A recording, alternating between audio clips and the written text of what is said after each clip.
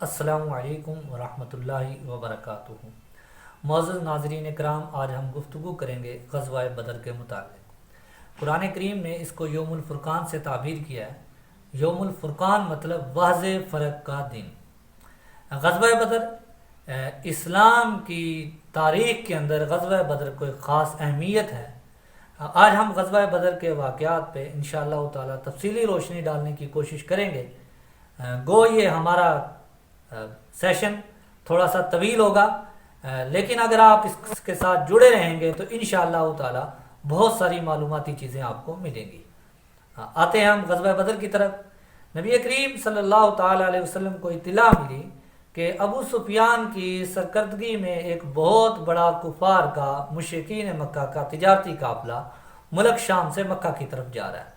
اور وہ مدینہ کے قریب سے ہو کے اس کو گزرنا تھا۔ تو نبی کریم صلی اللہ علیہ وسلم نے صحابہ اکرام سے مشورہ کیا، اور مشاورت سے اس تجارتی قافلے پر شب خون مارنے کا فیصلہ کیا گیا۔ کیونکہ تجارتی قافلے میں 50 60 100 لوگ ہوں گے اور ان کے پاس واپر ساز و سامان ہوگا، تو اس لیے اتنے لوگوں کے مقابلے کے لیے کوئی بڑے لشکر کی تیاری کی ضرورت نہیں تھی۔ تو 313 صحابہ اکرام، اور جو ان کے پاس تھوڑا بہت جنگ کی، چونکہ کوئی جنگ کی کیفیت نہیں تھی، جنگ ہونی بھی نہیں تھی، تو چھاپا مار کاروائی آپ اس کو سمجھیں، تو اس کے مطابق کچھ صحابہ اکرام ساتھ ہو لیے، گھوڑے بھی محدود تھے، تلواریں بھی محدود تھی، تیر بھی کچھ ہی تھے،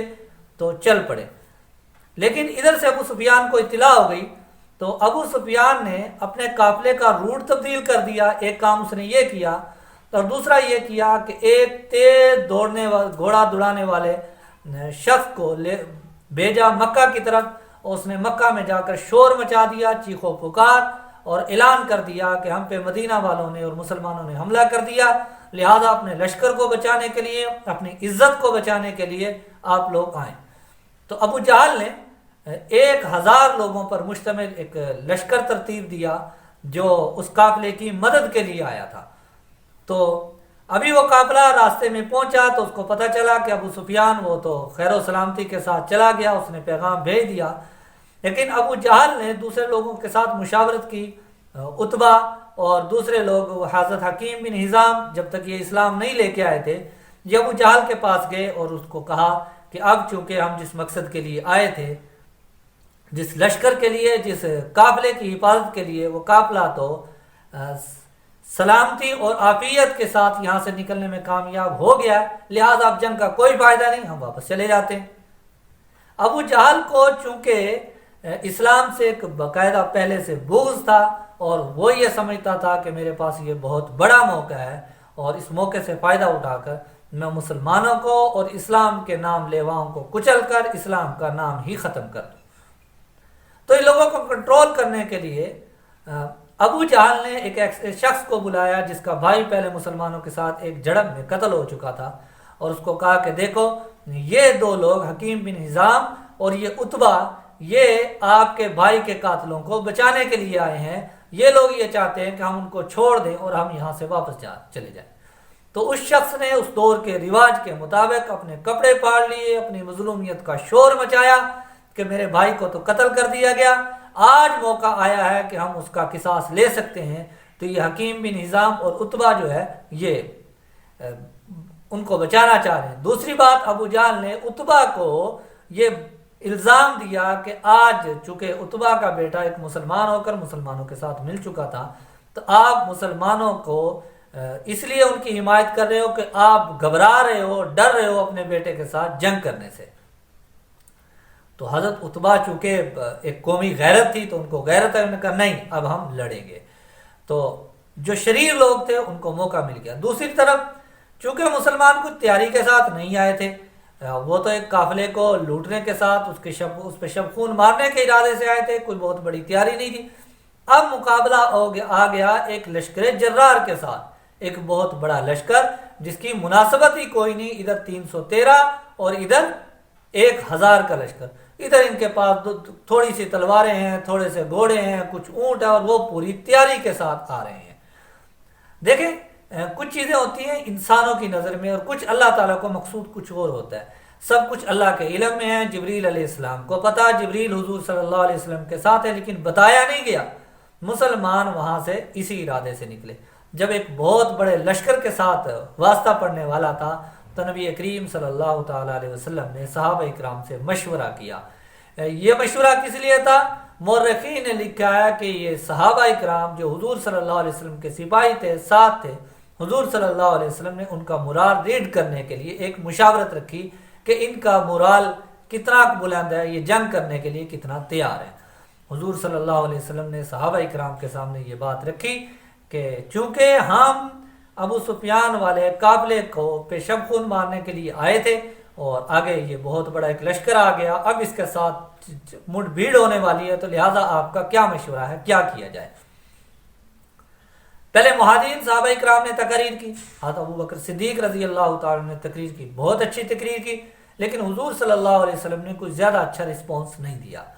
اور صحابہ اکرام نے، حضرت مقداد رضی اللہ تعالیٰ نے تقریر کی، جب انہوں نے بہت اچھی تقریر کی، حضرت مقداد نے فرمایا یا رسول اللہ، ہم موسیٰ علیہ السلام کے ساتھیوں کی طرح نہیں ہیں، بنی اسرائیل کی طرح. کیونکہ بنی اسرائیل نے ایک جنگ کے موقع پر حضرت موسیٰ علیہ السلام کو کہا تھا اذهب انت وربك فقاتلا انا هاهنا قاعدون، کہ آپ اور آپ کا رب جا کے لڑو، ہم یہاں پہ بیٹھے، ہم آپ کا ساتھ نہیں دیں گے. یا رسول اللہ، ہم ایسا نہیں کریں گے، اگر ہم آپ کے آگے سے لڑیں گے، آپ کے پیچھے سے لڑیں گے، ہم آپ پر اپنی جانیں نچھاور کر دیں گے. بلکہ یمن کا ایک دور دراز شہر ہے، اگر آپ ہمیں وہاں برکالغماد تک لے جائیں تو ہم وہاں تک جانے کے لیے بھی تیار ہیں. لیکن حضور صلی اللہ علیہ وسلم نے اس پہ بھی کوئی زیادہ اچھا رسپانس نہیں دیا. پھر جب یہ ساری صورتحال دیکھی تو حضرت سعد بن عبادہ رضی اللہ تعالیٰ کھڑے ہوئے، انہوں نے کہا یا رسول اللہ، ہمارا خیال یہ ہے کہ آپ کا اشارہ انصار کی طرف ہے. چونکہ مہاجرین وہ تو حضور صلی اللہ علیہ وسلم کے ساتھ تھے ہی تھے، لیکن ان کی تعداد بھی بہت کم تھی، زیادہ تعداد انصار کی تھی. دوسری بات یہ کہ نبی کریم صلی اللہ علیہ وسلم کا انصار کے ساتھ ایک معاہدہ تھا جو بیعت عقبہ میں ہوا تھا کہ وہ حضور صلی اللہ علیہ وسلم کی حفاظت کریں گے مدینہ میں. لیکن اب چونکہ صورتحال مدینہ سے باہر نکل کر جنگ کی صورتحال آ گئی تھی تو یہ اس معاہدہ سے ایک اضافی چیز تھی. تو حضور صلی اللہ علیہ وسلم انصار کی رائے لینا چاہتے تھے کہ انصار اس موقع پر کیا کہتے ہیں.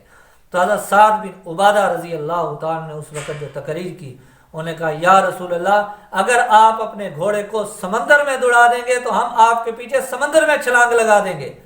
ہم سمندر میں ڈوب جائیں گے، ایک ہمارا بچہ بھی نہیں بچے گا، آپ سے پیچھے نہیں ہٹیں گے. یہ ہمارا معاہدہ پہلے کا تھا یا رسول اللہ، اب تو ہم آپ پہ ایمان لا چکے ہیں، اب تو کلمہ پڑھ چکے ہیں، اب تو ہمارے پاس کوئی دوسرا آپشن ہی نہیں ہے. جو آپ کہیں گے، جیسے آپ کہیں گے، ہم آپ کے آگے سے لڑیں گے، پیچھے سے لڑیں گے، دائیں سے لڑیں گے، بائیں سے لڑیں گے، ہم آپ کے لیے کٹ جائیں گے، لیکن ہم آپ کا ساتھ نہیں چھوڑیں گے. تو نبی کریم صلی اللہ تعالیٰ علیہ وسلم کے چہرہ اقدس پر ایک خوشی چھا گئی جب حضور صلی اللہ علیہ وسلم نے حضرت سعد بن عبادہ رضی اللہ تعالیٰ عنہ کی یہ تقریر سنی. تو پھر حضور صلی اللہ علیہ وسلم نے اللہ تعالیٰ سے دعا بھی کی، اور اللہ تعالیٰ چونکہ دیکھیں صحابہ اکرام کا اور نبی کریم صلی اللہ علیہ وسلم کا ارادہ اس وقت ایک شب خون، ایک جھڑپ کا تھا، ایک چھاپا مار کاروائی کا تھا. اللہ رب العزت نے چونکہ اس دن کو یوم الفرقان بنانا تھا، اس لیے مسلمانوں کو کوئی بہت بڑی تیاری کا موقع نہیں دیا. اس لیے کہ اگر صحابہ اکرام بھی تیاری کے ساتھ آتے، 1800 900 یہ ہوتے، 1000 وہ ہوتے، تو برابر کی جنگ ہوتی، اور اس میں اگر مسلمان جیت جاتے، فتح یاب ہوتے، تو سب نے یہی کہنا تھا کہ یہ تو کوئی بڑی بات نہیں، برابر کا مقابلہ تھا، کوئی جیت جاتا ہے، کوئی ہار جاتا ہے. لیکن یوم الفرقان واضح فرق اللہ تعالیٰ نے حق اور باطل کا دکھانا تھا، اس لیے 313 بے سر و سامان کا ایک پوری تیاری کے ساتھ 1000 کے لشکر کے ساتھ اللہ تعالیٰ نے مٹ بھیڑ کروائی. اب نبی کریم صلی اللہ تعالیٰ علیہ وسلم رات کو دعائیں کر رہے ہیں کہ یا اللہ، یہ لوگ میرے ساتھ 313 ہیں، اگر یہ لوگ بھی ختم ہو گئے تو تیرا نام لینے والا کوئی نہیں رہے گا، یا اللہ تو ان کی مدد فرما. دیکھیں اللہ رب العزت مسلمانوں کی مدد کیسے فرما رہے ہیں. پہلی بات، ایک تو اللہ تعالیٰ کی طرف سے مسلمانوں کی مدد یہ ہے جب جنگ کی صورتحال ہوتی ہے اور 313 کا 1000 کے ساتھ ہوتا ہے مقابلہ، تو بڑے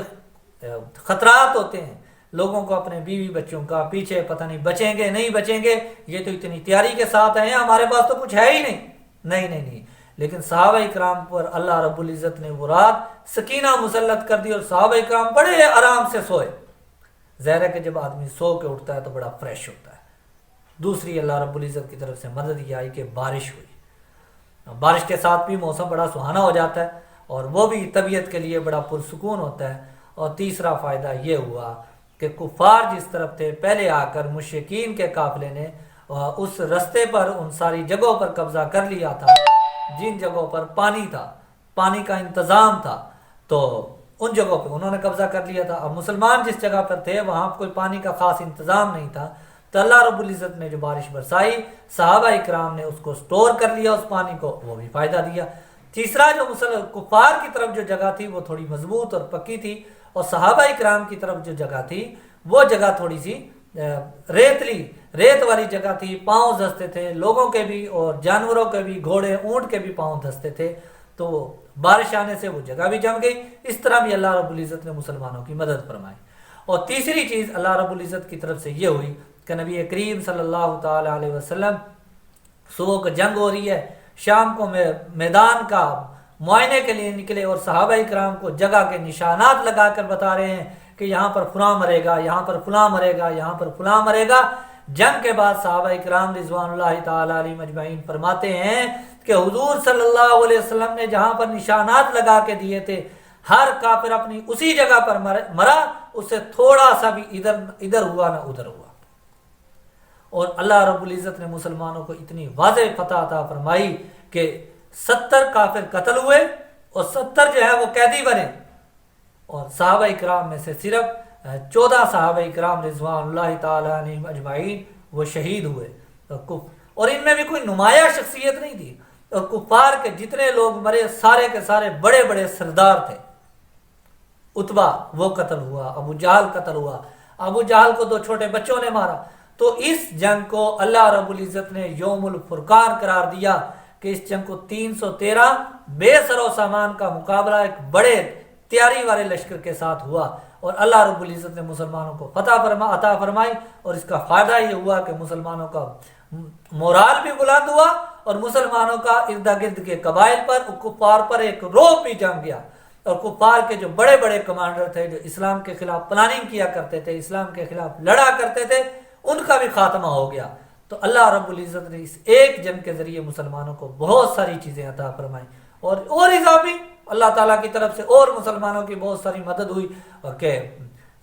لشکر جو ہے وہ فرشتوں کے لشکر اترے، اور بدری صحابہ اکرام رضوان اللہ تعالی علیہم اجمعین ان کے متعلق کہ اللہ اکبر کبیرہ، نبی کریم صلی اللہ تعالی علیہ وسلم سے جبریل علیہ السلام نے پوچھا